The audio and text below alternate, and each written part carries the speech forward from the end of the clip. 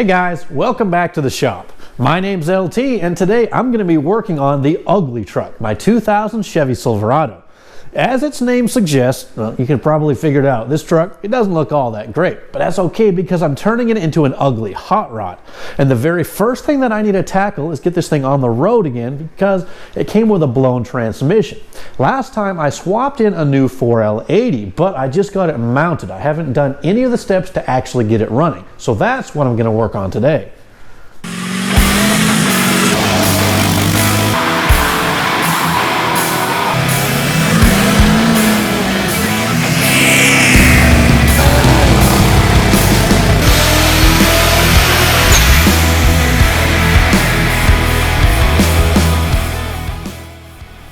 There are two major differences I had to account for when I'm bolting up a 4L80 behind an LS where a 4L60 used to sit. And the first was the crankshaft spacing. Because the 4L80s were designed around the old school small block Chevys, well, there's a 0.4 inch difference between the spacing of the flange on the back of the crankshaft in relation to the bell housing. So what the factories did with the 6.0s that had a 4L80 behind them is the same thing that I used. A 0.4 inch spacer and a flat flex plate. So that bolted together no problem. The second part, well, that's the rear mount on the transmission. It's about 6 inches further towards the tail shaft on a 4L80, so all I did there was cut up the crossmember to 3 pieces and space the thing back. You can watch my last video on both of those operations. It's fairly simple, but today I need to complete the rest of the swap, all the things that you need to do to get the 4L80 running and driving behind a 5.3. And the first is a way to attach the drive shaft to the transmission.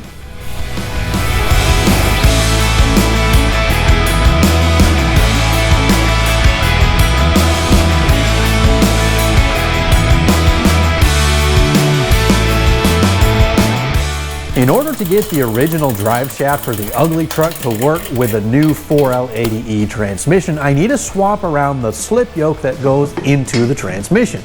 The 4L60 used a 27 spline yoke with a little bit smaller sealing surface. The 4L80 uses a larger 32 spline yoke, and as you can see, well, side by side it is quite a bit bigger because, well, the 4L80 is intended for a stronger, more heavy-duty application.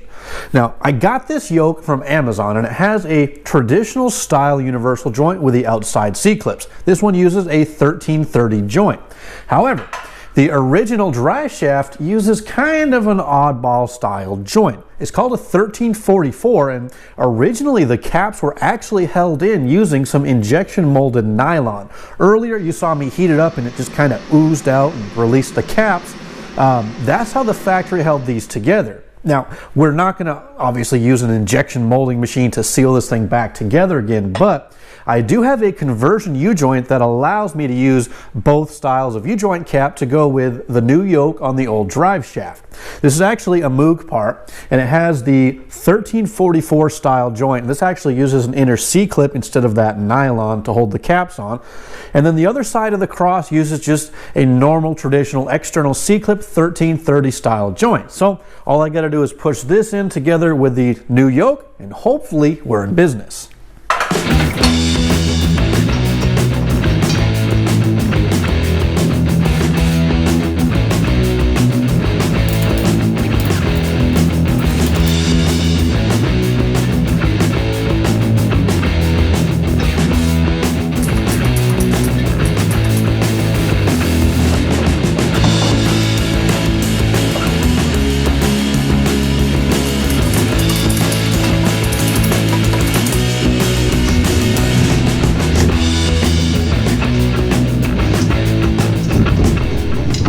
To get the 4L80 running in this truck, there are a couple different things left to do. One has to do with cooling it, and the other has to do with controlling it. On the 4L60, both the feed and the return port for the fluid cooler are mounted right up front near the bell house. But on a 4L80, the return line is mounted much further towards the rear. Now the front is simple. All I'm going to have to do is slightly bend and tweak one of the existing lines and it'll clip right into the port. But the return line on the back is much too far away. So all I'm going to do is cut it and flare it and put on a union and extend it with some of this simple steel tubing that you can pick up from your local parts store. In order to get the original computer controlling the 4L80, there are a few more changes that we're going to have to make. Now, the connector for the harness is physically the same, so you could plug your 4L60 harness into a 4L80, but it's not going to run because the pinout, or the arrangement of the wires, is slightly different. Now, you can take the connector apart, and if you have the diagram, actually repin it and move the wires around, but that's kind of a pain in the butt. And you can pick up an adapter harness like this one for just a few bucks. Now, one end looks just like the connector on the side of the transmission, and it plugs into your original harness. On the other end, well, this plugs into your new transmission, and all the different changes for the pinout have already been made. But there is one more change or addition that you're going to have to make, and that's for the input speed sensor on the 4L80. You see, a 4L60 only uses one speed sensor, and it's in the back, and that actually connects to the speed sensor on the back of the 4L80. But your original harness, if you have a 4L60 truck, has no provision for the input speed sensor. So this kit comes with a new harness. It's about 6 feet long. One end plugs into the transmission, and the other end goes all the way up to your original computer, and it connects there so the computer knows what's going on. The very last thing that I need to change on this transmission doesn't have to do with a conversion at all. It's simply to fix somebody's mess up. Whoever removed this transmission at the wrecking yard was fairly careless, and they dropped or smashed or somehow damaged the connector, the little wiring harness part that goes inside the transmission. Now, luckily the case itself is fine, no damage there, but well, the connector obviously wasn't so lucky, so I had to buy another one. Now, these are fairly simple to install. There's a few connectors for different solenoids and things like that inside the transmission, and you even get a new temperature sensor as part of the harness. It's really not that big of a deal. It's just a pain in the butt, and it's just one more small expense that you have to incur when you get a junkyard part. But it is what it is, and this is where we'll start.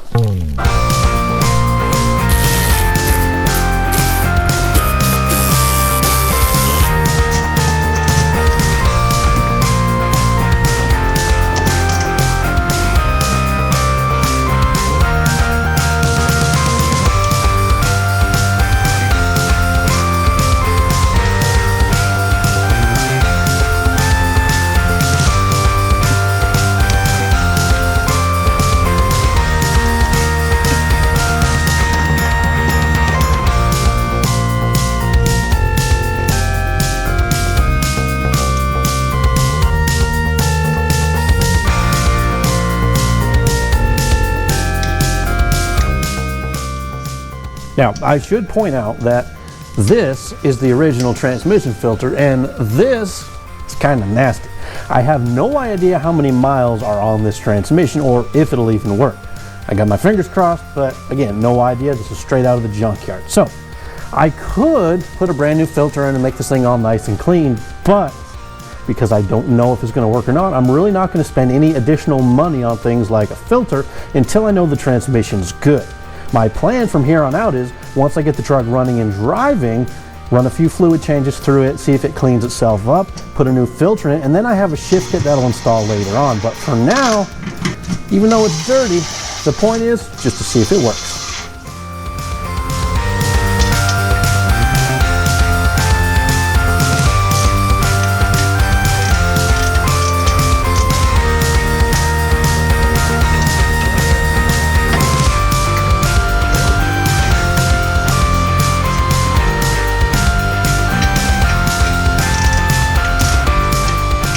So it's pretty simple how I've modified the rear cooler line for the 4L80. All I did was cut the existing cooler line and added about 10 inches of 3/8 steel line, flared both ends of the aluminum cooler lines, put a tube nut on, and there you have it. All this does is just plugs back into the port on the transmission just like it did before.